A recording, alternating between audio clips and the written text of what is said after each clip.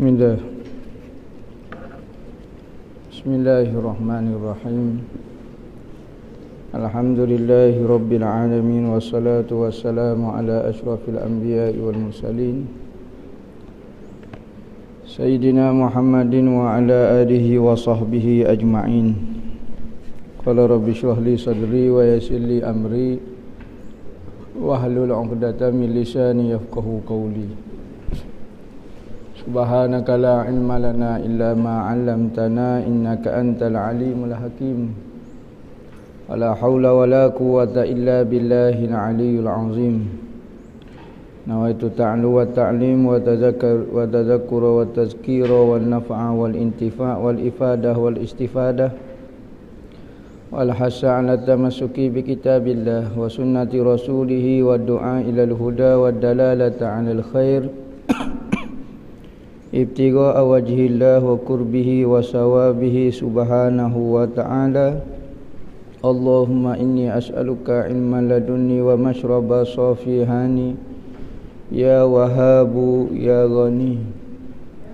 Qala al-muallif rahimahullahu ta'ala wa nafa'ana bihi wa bi'ulumihi fid dharain amin.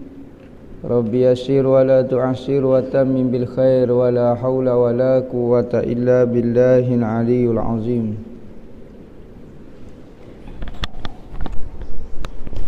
Amma ba'du, assalamu alaikum warahmatullahi wabarakatuh.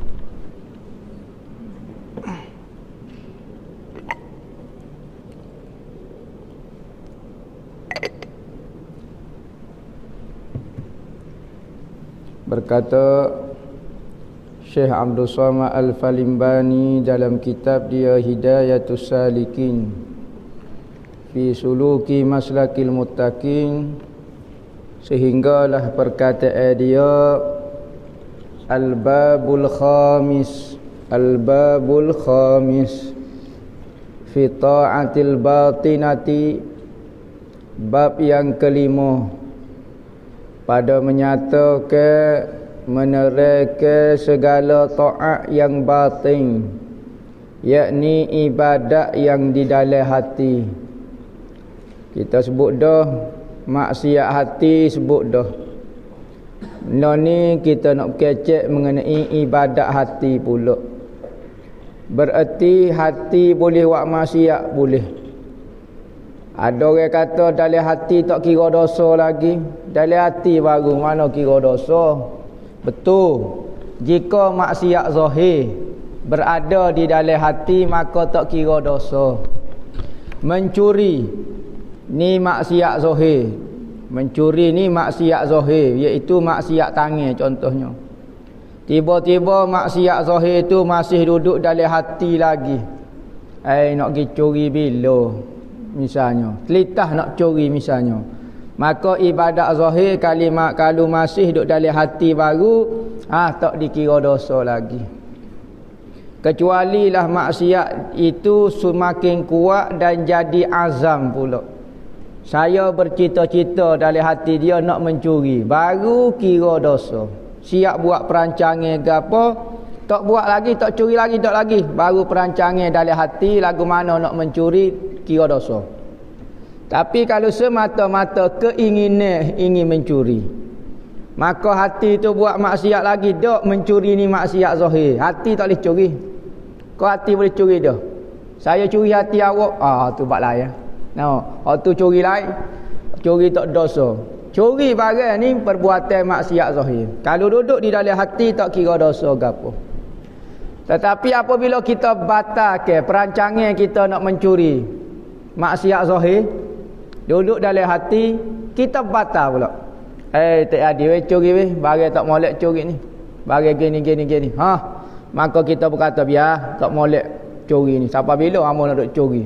Maka berhenti daripada mencuri, batalkan azam kita nak mencuri, maka boleh pahala pula kerana meninggalkan azam hendak mencuri. Bukan mencuri lagi, meninggalkan azam hendak mencuri, dikira pahala dosa. Manakala hati kalau buat maksiat dia, maka berdosa kerana maksiat dia. Saat ni maksiat zahir, tetapi masih duduk dalam hati, tak kira dosa lagi. Maksiat hati, dia ada maksiat dia, maka berdosa dah. Tak syarat kata dalam hati baru dah. Hak ni maksiat zahir dia dah. Memang maksiat ni hati buat dah. Berlaku dah. Sudah dah. Kerana pekerjaan ni hanya pekerjaan hati sahaja, bukan pekerjaan anggota zahir. Kena faham dah. Nama ke kata bagi dalam hati tak dosa lagi, dak hati dah buat maksiat dah.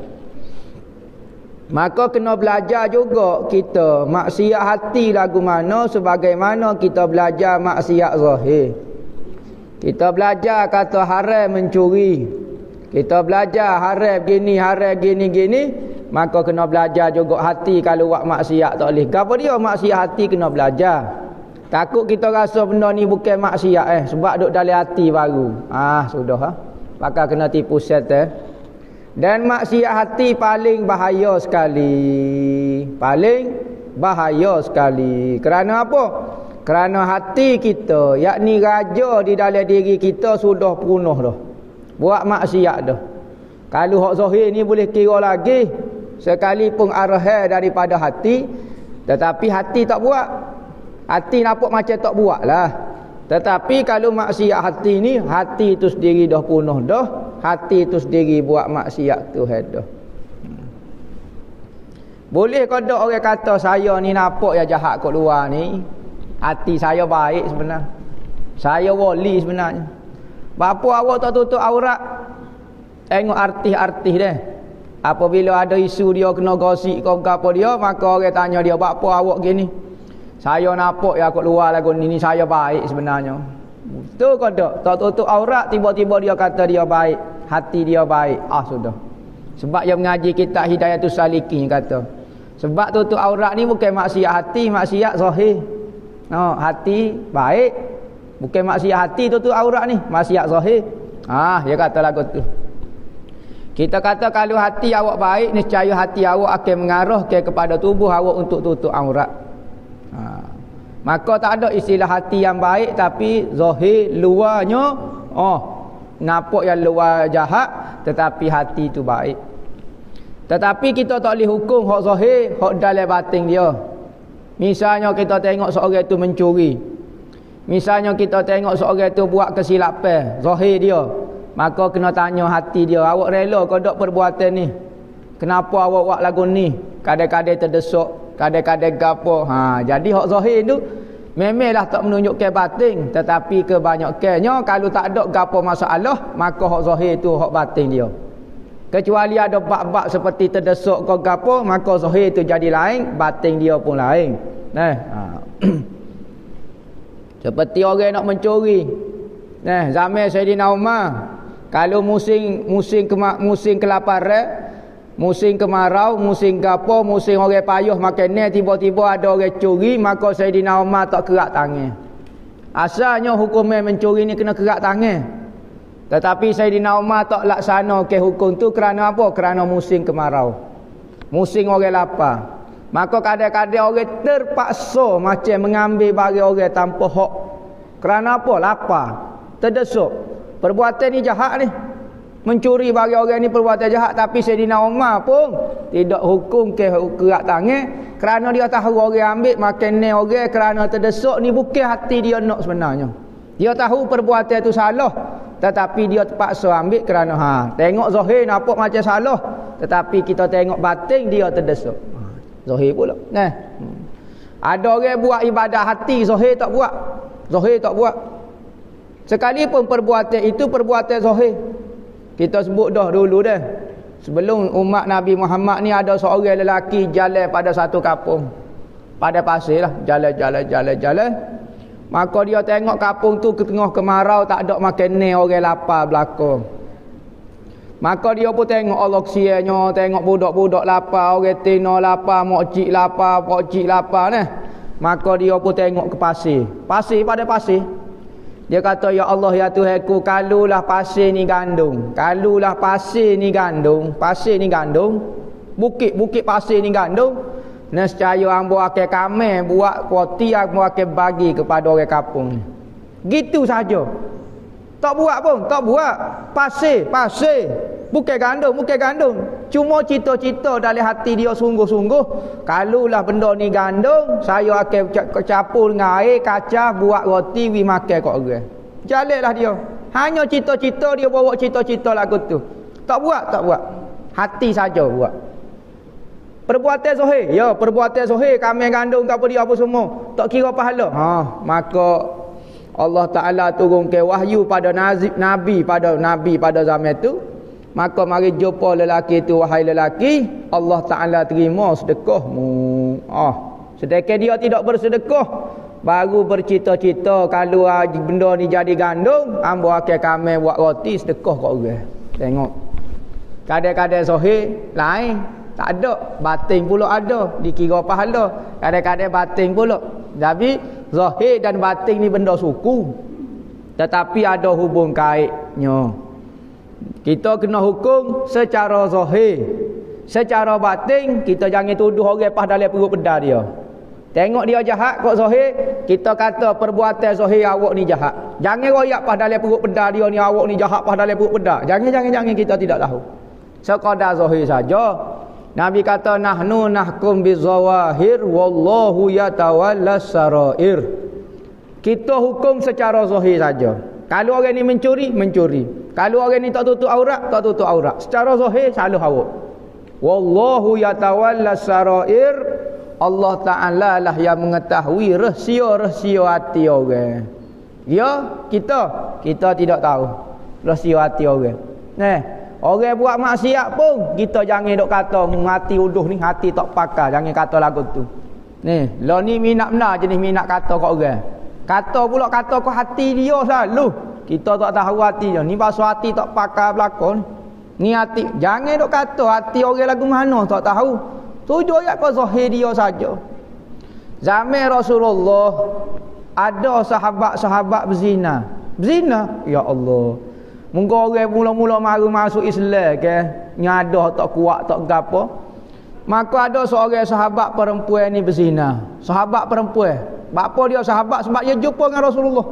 Dia beriman dengan Nabi Muhammad tetapi dia berzina. Maka mari temu dengan Rasulullah. Dia kata, ya Rasulullah, tahhirni. Bersih ke aku ya Rasulullah. Rasulullah tak cara.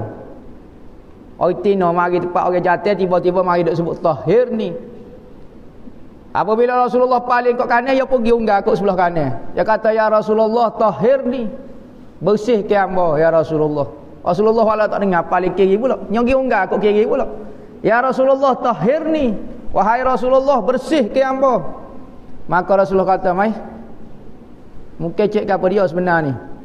Jadi Rasulullah ni kalau boleh malah dengar masalah orang, malah dengar aib orang. Kalau boleh maksiat kita zaman-zaman muda, zaman-zaman orang tak tahu, buat senyap sudah. Tobat dengan Tuhan senyap-senyap. Sunat hukum dia kalau kita ada masalah zaman dulu orang tak tahu. Kita pernah berzina, kita pernah mencuri, kita pernah minum arak, benda ni kena hukum hudud belakang ni. Tetapi sunat kita kalau kita nak tobat, jangan pergi royak kat orang. Jangan pergi jumpa tok qadi, jangan pergi jumpa gapo hamba berzina, gapo tahu tak ya. Sunat wak senyap lagu tu, tobat senyap-senyap dengan Tuhan. Sunat lagu tu. Jangan wak banyak masalah di mahkamah, gigi ya tak sah. Islam tak suka benda lagu ni. Ai orang pakai kita tobat dengan Tuhan, insya-Allah Tuhan terima tobat kita kalau kita sungguh dengan Tuhan. Apabila perempuan ni kata lagu tu, maka Rasulullah kata, mungkin cek gapo dia ni. Rasulullah perasan dah masuk tahhir ni gapo dia. Dia kata, ya Rasulullah, hamba berzina ya Rasulullah. Katanya Rasulullah mau mengandung. Ya, saya mengandung ya Rasulullah. Gini. Mugi kelik rumah dulu, mengandung sudah dulu, nyusu budak ni siapa sudah dulu, patu wak mari biar dia lepas susu dulu baru mari temu dengan hamba. Maka retina ni kelik mengandung ke apa dia, lepas susu ke apa dia marilah bawa anak dia, bawa sekeping roti. Roti sekeping, bawa budak tu seorang. Maka kata, ya Rasulullah, hamba siap sedia dah. Hamba berzina, Rasulullah kata suruh mari, hamba mari dah.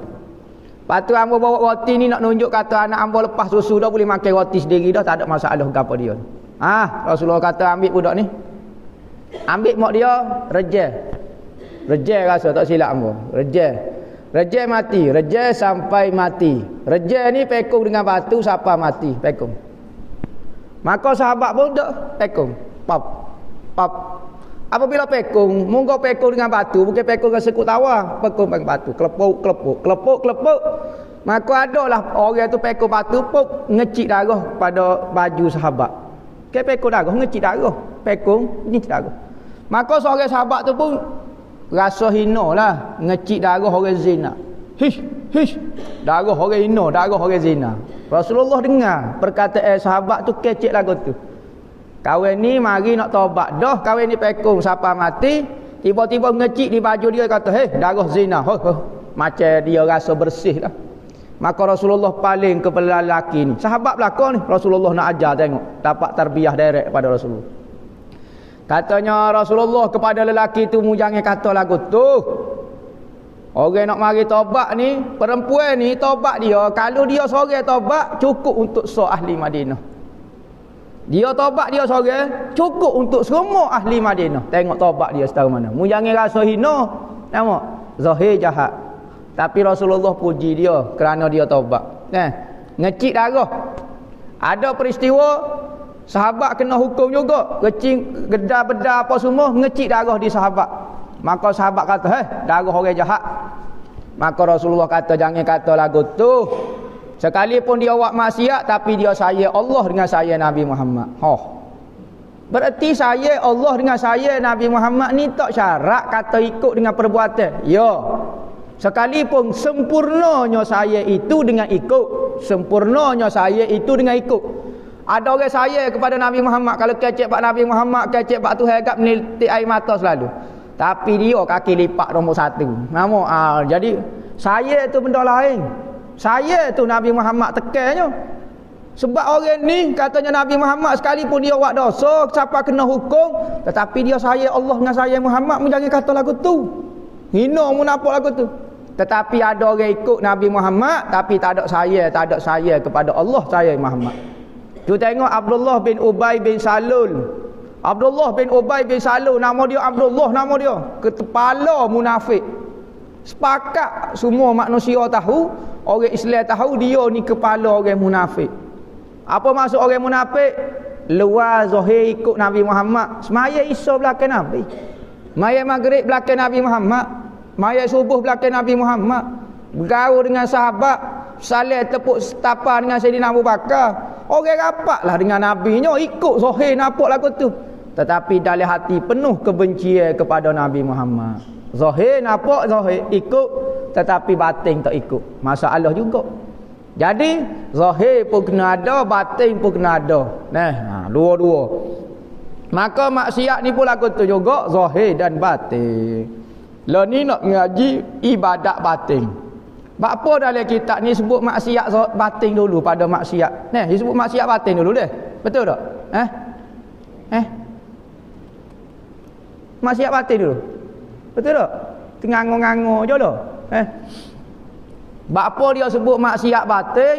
Kerana maksiat batin lebih bahaya daripada ibadat. Ibadat apa dia? Kalau kita tak buat ibadat teh lagi, apa penting jangan buat maksiat, ulama kata. Kita nak jadi jujur dengan Tuhan, jangan buat maksiat. Ibadat kurang, ibadat buat hak wajib lah, tapi tak pernah kecek kat orang. Tak pernah ke katakan ni. Hak ni lebih afdal daripada buat ibadat, buat maksiat. Buat dua-dua. Maksiat buat, buat maksiat buat. Ibadat buat, dua-dua je buat belaka. Jadi rajin. Masa 24 jam je buat belaka. Curi masa lah, maknanya biar masa tu fit molek. Dia kata. Ada orang tak buat dua-dua. Tak buatlah ibadat wajib buat. Ibadat sunat tawak maya qabliyah ba'diyah ada. Tahajud dak, baca Quran dak, zikir dak, selawat dak belaka. Maksiat dak tak pernah buat kepada dia. Hak tu lebih afdal daripada buat taat dengan maksiat. Buat taat lebih mudah daripada tinggal maksiat. Tak percaya praktik pada diri sendiri. Tahajud rajin, baca Quran rajin, balasah rajin, jemaah rajin, tutup aurat rajin. Maksiat payah nak tinggal. Payah. Kadang-kadang maksiat tinggal dah. So ya, tak boleh nak tinggal. Kecek dengan orang. So ya. Kita ni bukan racun sangat buat maksiat sebenarnya. Pok kita berkali so dua ya adanya. Hak kekalnya. Hak lain jaga-jaga tak buat bunuh orang. Tak ada orang duk saja buah nampak demo hidup nampak duk sia-sia fikir sekali. Tak ada orang buat maksiat lagu tu. Biasa orang buat maksiat so patu sikit-sikit tu ya. Tapi ya kekal lagu tu. Maksiat ni kalau kekal nafsu. Ingat maksiat kalau kekal tu nafsu, berunsur nafsu. Tapi kalau maksiat macam-macam. Betul maksiat ni, betul maksiat. Hak tu setan. Ni buat maksiat setan selalu. Oh, setan ni. Oh, kerja setan. Padahal nafsu dia nak, nafsu jahat dia. Tiba-tibanya kata setan. Setan baru katih bersikap nak siapa. Oh Allah, hamba tak ada nak buat apa dia hamba dah. Fitnah kepada setan. Setan kata nyanyo-nyo hamba kaki fitnah. Kena fitnah kat orang semacam. Jahat manusia hamba lah berlaku. Nafsu jahat dia tak mengaku. Dia nak jadi jahat tak sih. Sebab tu boleh puasa orang buat maksiat lagi. Buat apa? Tak sudut marah setan. Setan kena ikat dah dalam hadis kata. Apa apa dia? Nafsu kita lah. Kayak kita sebenarnya buat maksiat. Nabi kata a'da aduwika nafsuka allati baina jambaika. Sejahat-jahat musuh kamu adalah diri jahatmu sendiri. Nafsuka. Diri jahatmu sebenarnya. Allati baina jambaika, yang berada di tengah-tengah lambung kanan dan kiri kamu. Dirimu sendiri tu hak paling jahat. Sebab tu jangan duk sebut setan sangat. Kadang-kadang setan tak ada suruh lagi kita buat dah Kadang-kadang setan kata berat pada hamba lagi kakah ni. Hamba tak pernah makan rasuah. Oh, kakah ni makan rasuah. Tak ada. Masuk surat khabar TV3, setan telah melakukan rasuah. Tak ada. Pecah amanah. Tak ada. Setan tak buat kerja lagu tu. Nampak? Setan kata berat pada hamba. Buat zalim kat orang ke apa dia? Setan tak pernah. Setan paling kuat kat kena orang atas balasuh. Naik balasuh, jelek, lari tu email. Tu ya kerja dia. Tak aje lagi wi rasuah rasa-rasa. Buat kena kat orang ke apa. Setan setara tu dia cuma setan ni dia goda saja. Dia tak ada kuasa nak suruh kita arah kita buat maksiat, tak boleh dia. Sebab tu kita nak kata setan tak boleh sebenarnya. Kita sebenar. Apabila hari kiamat, maka orang semua masuk neraka lah sekali setan masuk. Iblis. Kepala pengak dia sekali iblis. Masuk tu gak. Orang hok dalam neraka. Ni kakah ni ya Allah ya Tuhanku. Lama dah hamba nak tengok dia. Kakah ni hok jahat ni. Hok ni lah duduk godo orang yak zaman dulu, zaman siapa keloni masuk neraka ni kakah ni. Dia tak boleh masuk surga, dia nak ajak ramai-ramai. Maka tu hewi satu mimbar kepada iblis berceramah dalam neraka. Ramai. Hok je dengar. Oh, balik sana 300 butir studio dengar tengok. Studio dengar. Ceramahlah dia. Orang duk sopoh dia ni, halik bawah duk kata begini. Ya Allah ya Tuhanku, kata parok kakak ni. Ya Allah ya Tuhanku, hok ni lah, hok ni berlaku. Pakai dia tudih dia pun naik ceramah dengan penuh perasaan bangga. Dia kata, "Hei manusia, hei ahli neraka, mu jangan duk kata kat aku. Mu jangan duk kata kat aku, kata. Aku ni Tuhan wi kuasa nak goda saja. Ajar orang buat maksiat. Tapi aku tak boleh akak tanganmu untuk curi. Aku tak boleh akak tanganmu jadi curi. Tak boleh, aku tak boleh buat gapo-gapo.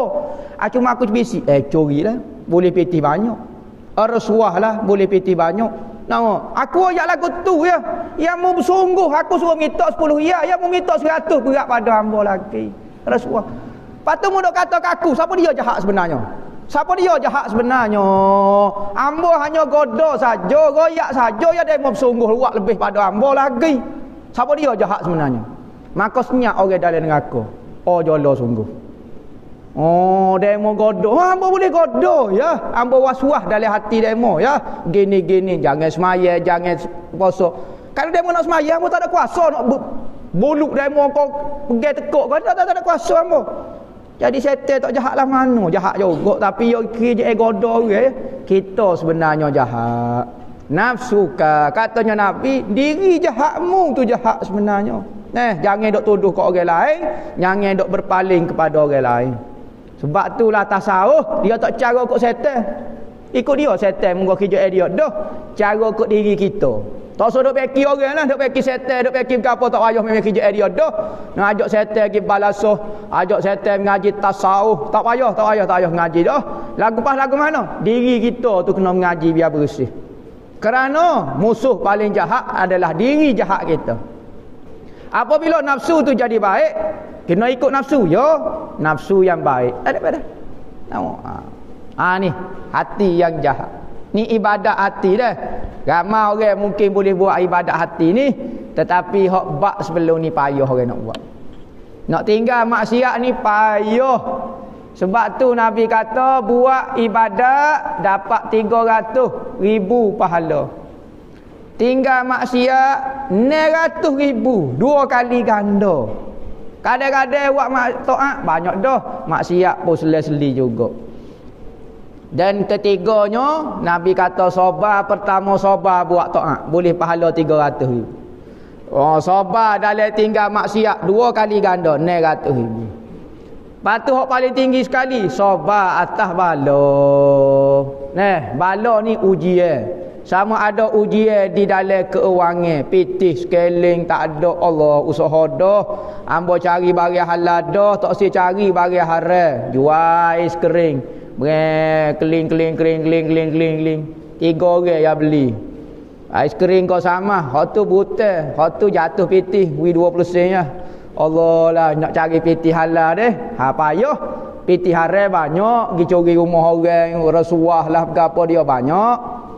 Kontraktor nipu orang ada juga, banyak belana ada pok kita ni natu demo apa dia kontraktor naik sedih nipu orang kampung. Kalau orang jual ais kering mari minta anak kita tahu pakai piyah dah tua pakai serban kecek kita hikai paciro tasawuf. Mari orang nak mari jadi natu kita, orang berjuruh dah, ngaji pondok dah, cuma tak ada pitih ya. Naik basikal, kadang-kadang letih basikal naik atas belakang dia, naik basikal naik atas dia, jaga-jaga. Mari minta anak kita, kecek tak sekecek lah mana. Orang tasawuf dah ngaji hikam dah. Kalau orang main masjid, Allahu akbar suka. Nipu orang kampung tak apa. Ambil pitih haram pun tak apa. Asal ada banyak pitih. Lah ni tasawuf tu hanya buah saja. Bukan jadi perangai, bukan jadi masuk dalam hati perut pedas kita. Realiti tu hamba nak royak tu. Kalau budak-budak pondok ngaji agama agak nak minta anak orang payahnya nak lekat. Cutera anak raja, anak gapo dia. Zina tiap-tiap malam bahaya aruk pun tak apa. Tipu orang pun tak apa, banyak pitih. Hak tino kau gila manggu gila pitih lah ni juga. Hak ngaji tasawuf dah, hak tak ngaji tasawuf tak sok kecek. Hak ngaji tasawuf dah. Jadi payah dia, payah. Tasawuf ni duk dalam buku ya. Hak dalam praktik hati ni payah nak jumpa putih mata. Sebab tu kita kena minta dengan Tuhan supaya Allah Taala wi kekuatan kepada kita nak amal. Nak amal kita ni pun Allah nak khatam dah kita ni. Banyak dah ngaji. Ada kau dah amal sebutir daripada kitab ni? Tak amal sebutir abu. Tulis bukan main. Dobek kau ni lagi taklid ni lagi goni lagi cerita macam-macam. Amal payahnya lah. Sebab tu kita kena buat tepat beramal. Maka sebab itulah wujudnya pondok-pondok ni kerana nak praktik apa hak kita mengaji. Sari-sari duduk dalam taat nak buat lagu mana. Kalau duduk luar payah, kita duduk ramai-ramai lah kok kita. Semaya, berjemaah, baca wirid, baca zikir, duduk saja, bincang ilmu.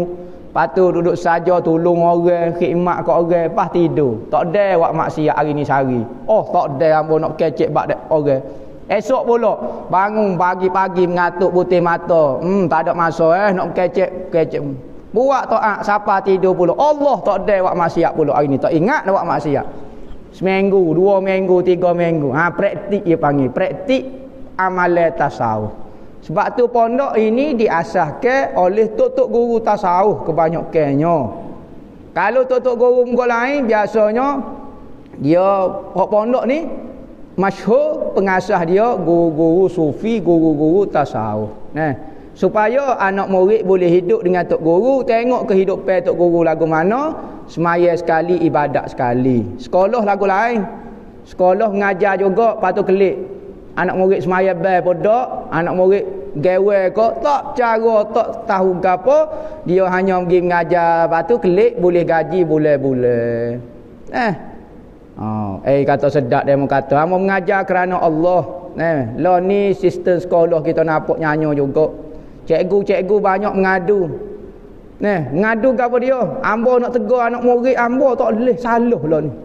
Pegang telinga sikit, mari ibu bapa napa sekut tawa lah kena ambo. Siapa dia kat cikgu ni betul sangat ni kata pajar anak saya? Mari lalu. Kalau kawasan Kota Baru, kawasan apa dia dah? Kawasan orang-orang anak-anak orang elit apa dia, jangan. Pulah lingo anak orang kat sudahlah. Mari FRU. Nerak habis cikgu. Apa? Hok mana kata pegang telinga anak ambo? Ambo semenjak dia dalam perut lagi ambo tak pernah pegang telinga dia. Berani dipegang telinga dia, kena virus COVID di telinga dia. Berok kena cikgu tu. Lah ni cikgu tekan, nak ngajar adab tak boleh. Anak murid kurang ajar. Lah ni kalau kita suruh sapu papai hitam, cikgu bully saya nak lapor boleh. Mari boleh. Cikgu denda budak mengakak. Mari ibu bapa suruh cikgu mengakak. La haula wala quwwata. Bodoh tahap mana ibu bapa lagu ni. Nak suruh anak jadi juru, hormat ke orang tua, dapat ilmu. Ibu bapa lagu ni, ibu bapa tu kena ngaji sekolah lagi. Lagu ni lah perangai. Ni realiti ni bukan kata cerita lolok-lolok. Cikgu jadi tekan. Hidup jadi lagu tu. Nak buat lebih-lebih sikit tak boleh. Nak sungguh ngajar adab sikit, nak ngajar pendidikan Islam, nak sungguh sikit, nak tekan fardu ain. Tak boleh. Ikut silibus. Baca hak ni saja, faham tak secara bukan tugas kita. Maka hak cikgu-cikgu ada seorang dua hak jujur-jujur gak ngajar dengan perasaan tekan, akhir sekali tak ada ikhlas langsung. Hang bagi pakai nak kira nak cukup masa ya nak pitih ya. Dah nak setuh sikit tak boleh, nak setuh sikit tak boleh. Fenomena lagu tu. Patu berapa puluh ribu orang ngaji sekolah. Berapa puluh orang ya mengaji pondok. Patu nak balance masyarakat hak tobek daripada sekolah, hak tobek daripada pondok. Nak balance lagu mana? Sore ya, hak pondoknya sekapung tu sore ya okey. Tu pun hak pondok letak sekali mari. Patu hak sekolah beribu semua anak dia atas sekolah belaka. Semenjak zaman cikgu dia lagi dah atas sekolah. Patu nak lawan lagu mana budak pondok sore. Hak penuhnya berpuluh-puluh orang, beratus ribu orang. Lagu mana nak kau? Jangan ni tanggungjawab orang ngaji agama semakin berat, semakin susah.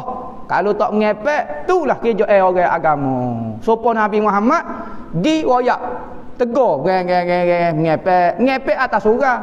Atas surah hok mari jurus dah. Mungkin nak ngepek rumah orang takutnya marah demo. Ngepek kuat-kuat sikit atas surah, dia kata-kata ke dia. Ustaz ni kata kat ambo. Mari-mari duk kata kat ambo kata. Weh lo, cakap nak kata ke lembu. Lembu tu bukan mukallaf. Tak dosa, tak akan seluar apa tak apa. Lembu tak akan seluar, tak tutup aurat tak apa. Paduk kata ke manusia. Moga mukallaf ni hukum syarak kena kepada manusia. Boleh dia kata, ustaz ni duk ngata kok orang. Paduk kata kok siapa? Kata ke dia, kok kipah.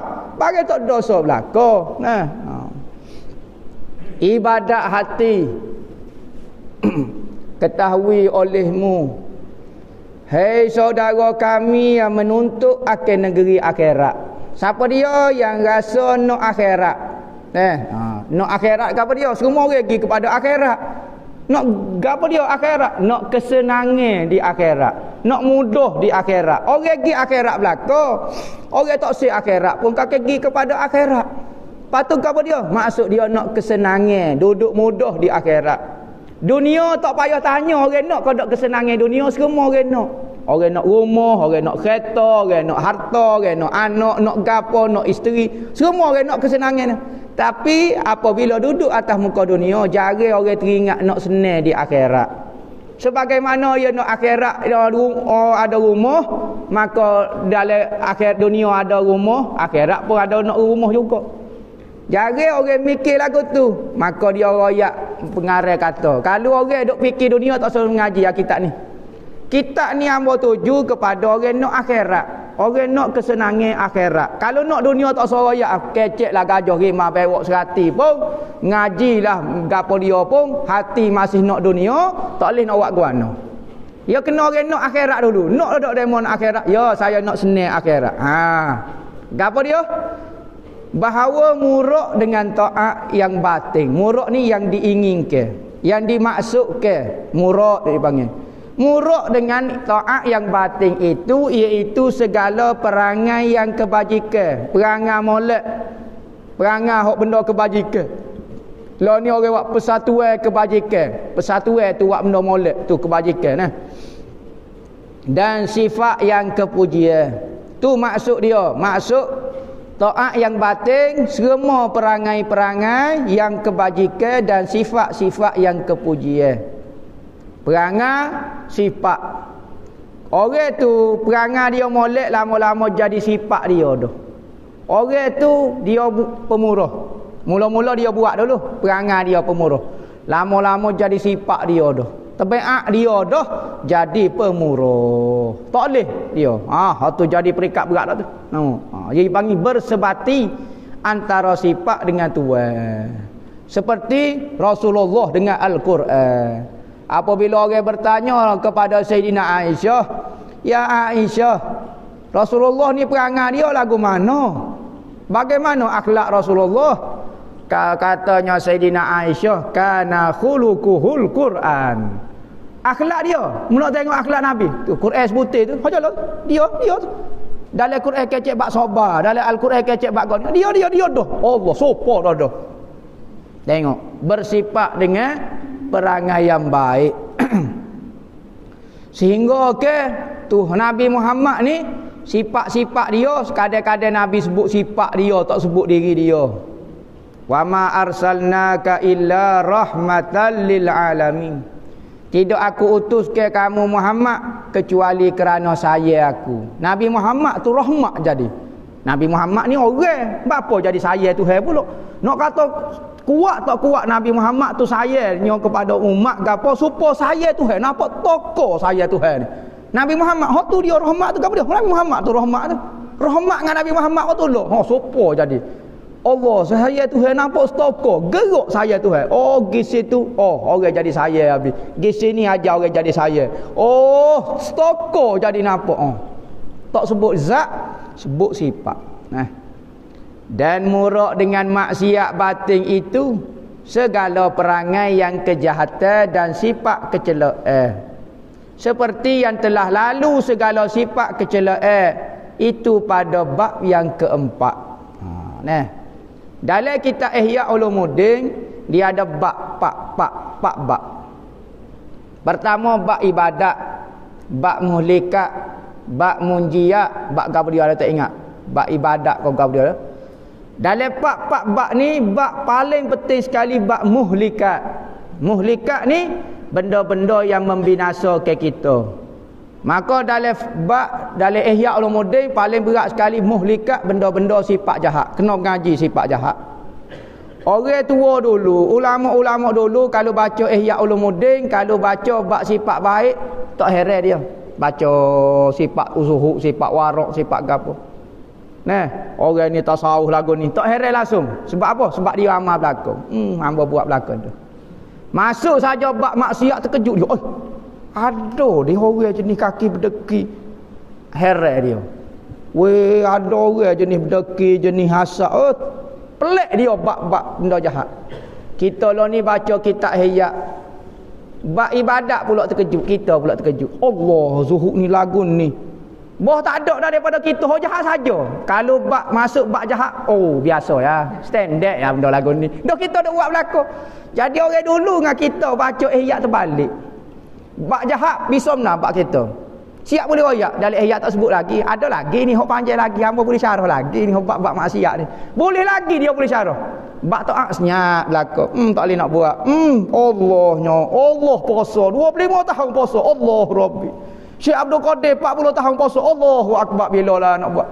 Terkejut habis. Apa dia orang dulu baca tak ada. Dia buat belaka dah. Tapi bab maksiat pula terkejut. Kita bab maksiat tak terkejut langsung. Ni kakak kat rumah hamba sendiri berat pada ni lagi. Tak heran langsung. Jadi pok kita ni penuhnya sipir pok kita. Pok kita ni nak mengaji tasawuf, belajar baru. Tiru baru. Nak kata orang supi dok lagi. Orang supi ni orang bersih sungguh. Nak ni nak belajar nipu orang kampung baru. Nipu masyarakat. Nak kata kita ni jadi orang juru. Panggil belajar nipu dulu. Sebelum jadi betul-betul, nipu-nipulah dulu. Dan sifat yang kepujian itu seperti disebut oleh Imam Ghazali, wallahu a'lam.